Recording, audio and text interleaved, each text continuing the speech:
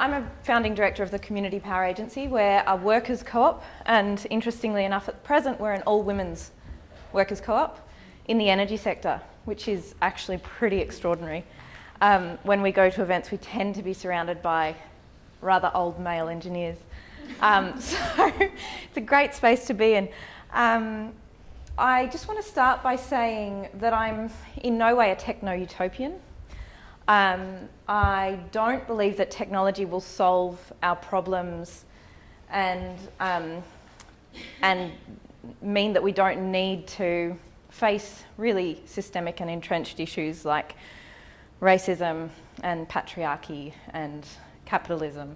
But what I do see with renewable energy is an enormous opportunity to recreate some of the patterns of production and ownership.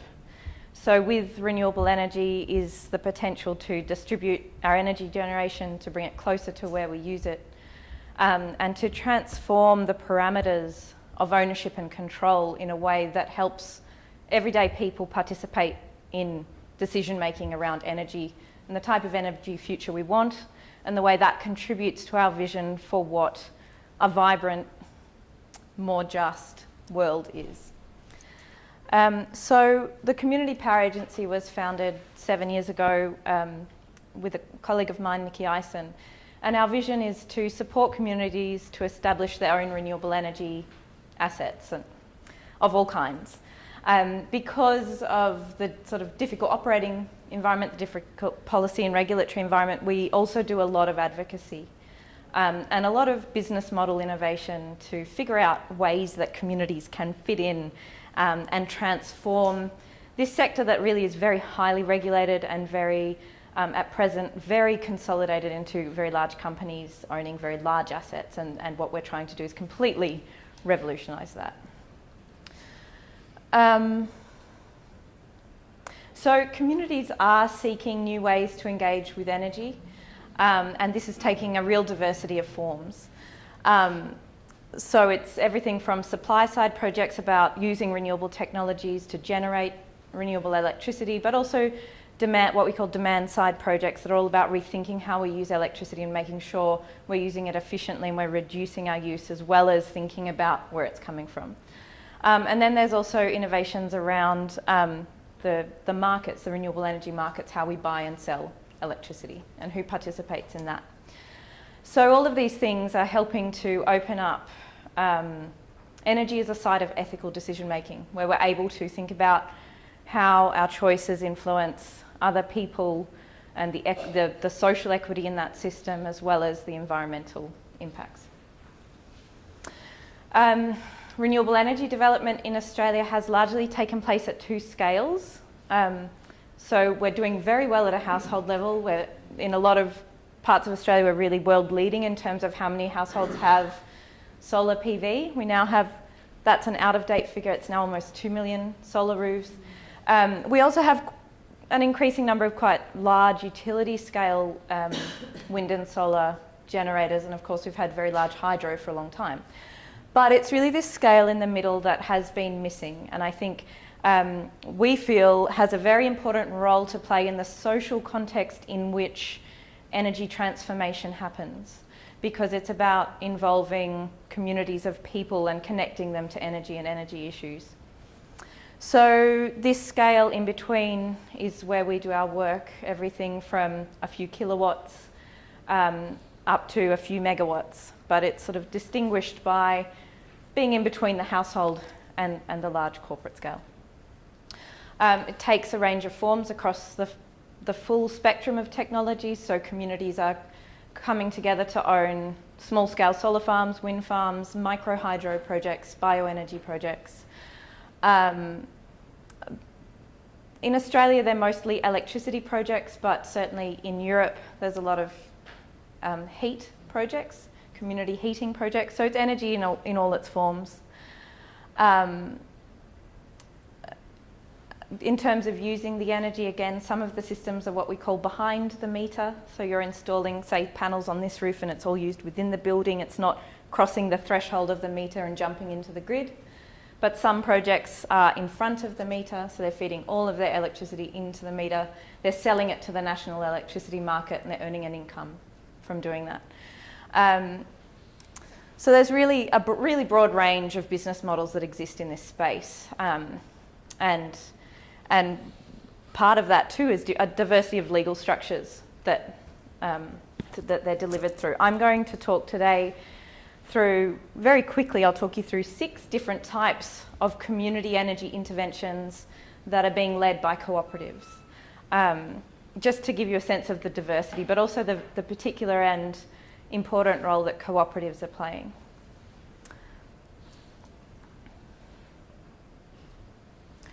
So, who was it earlier? It was Ariel who had 3 Ds of something or other. I've got 4 Ds of community-owned renewable energy. 2 of them are the same, the other 2 are not. So, of course, they decarbonise our electricity sources by being renewable. They decentralise, community-owned energy projects decentralise energy generation by virtue of being based in local communities and relevant to the scale of local energy needs. They help to democratise the energy system by creating active constituents in the energy market, people who are participating in energy decisions, participating in owning energy assets and in benefiting from those assets.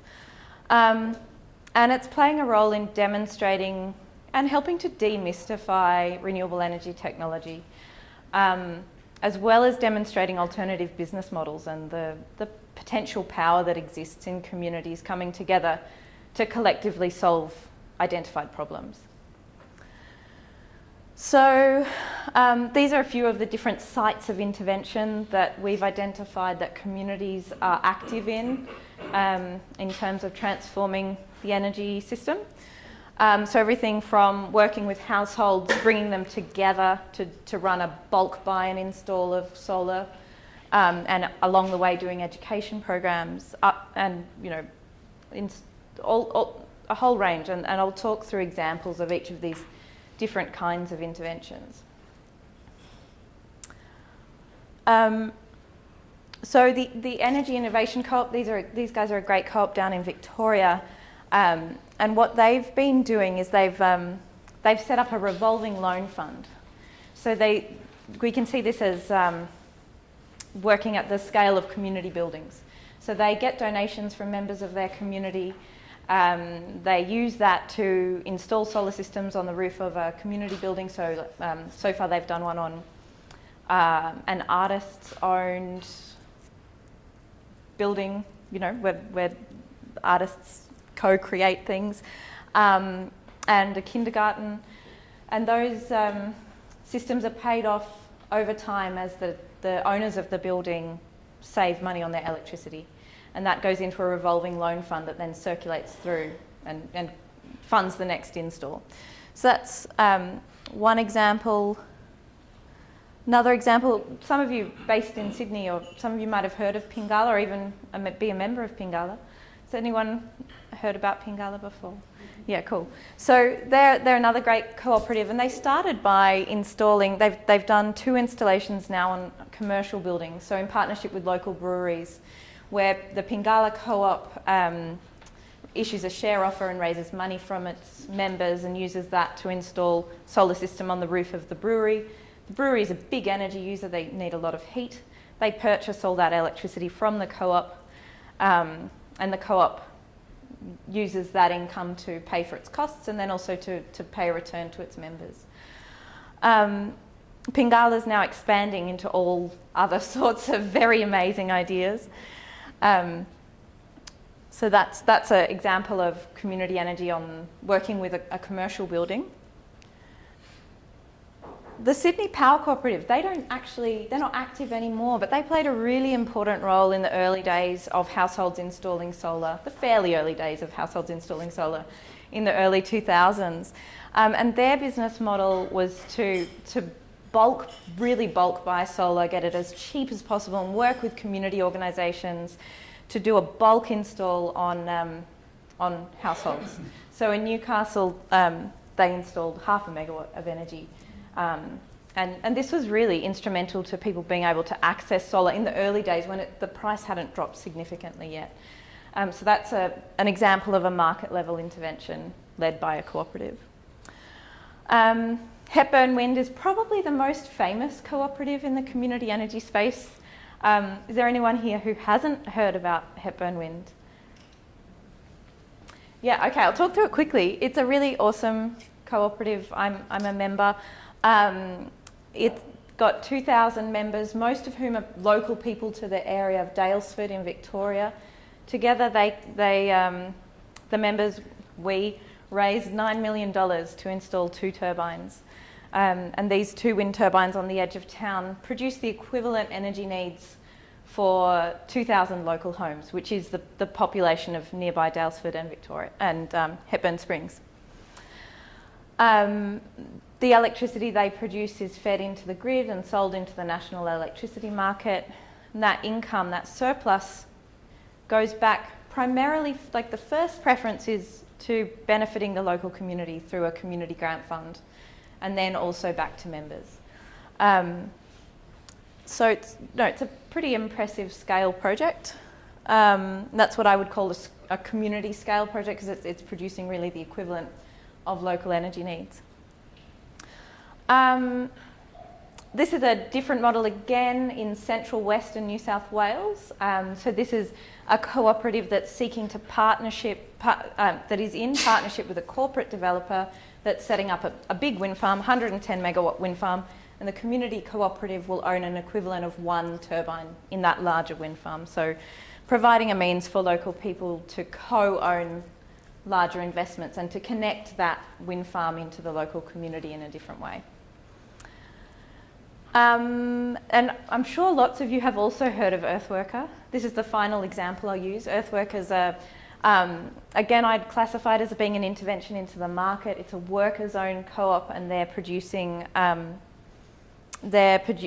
solar hot water systems down in Morwell in Victoria.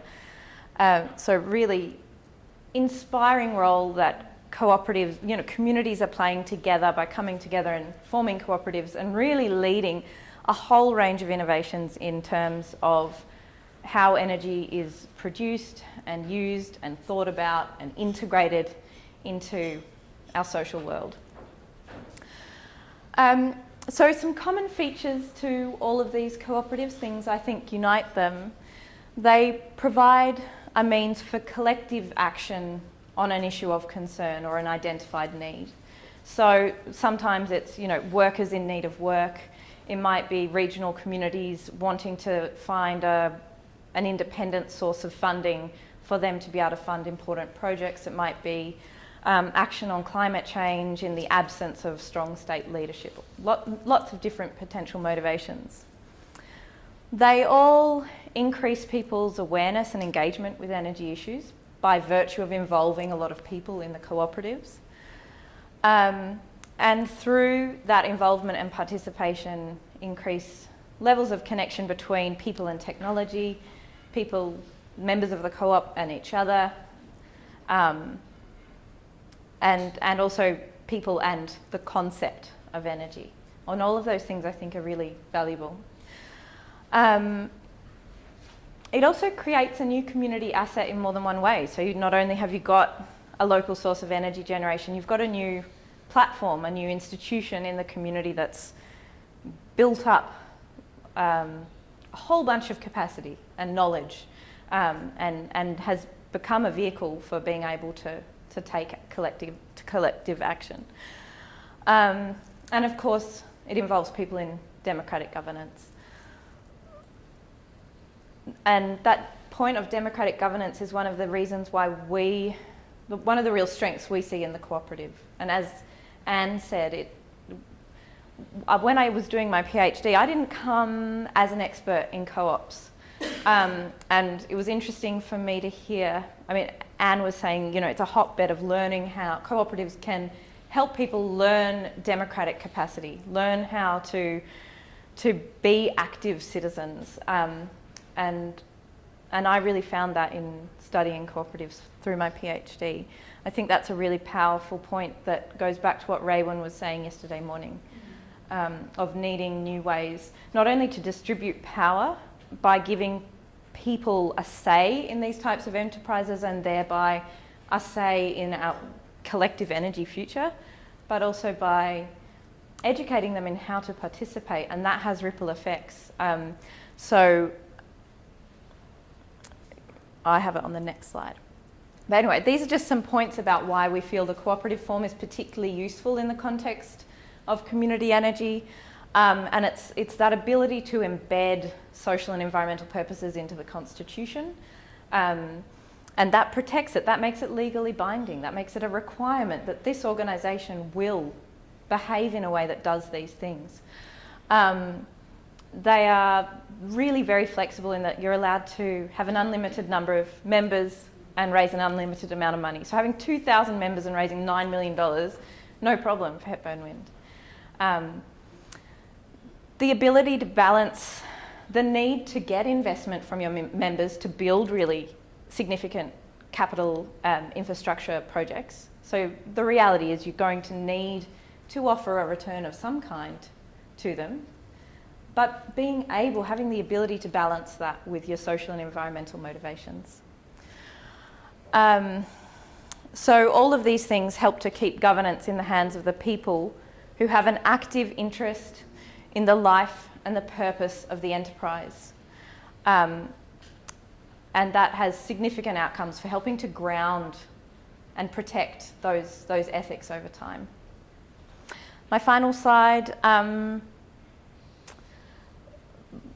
we see that the cooperative structure and member participation is really important in creating that space for democratic learning, but also for political mobilisation. So we've seen in the co-ops that we're involved with that their level of awareness has translated into also wanting to participate in formal policy processes around the renewable energy target review, around climate change policy. So it's got that outward focus as well. Yeah, so I guess I would summarise by saying that community-owned renewable energy cooperatives are forms of organising an economy that involve rethinking power relations and the role of the grassroots in creating economy and in being able to meet our everyday needs. Yeah.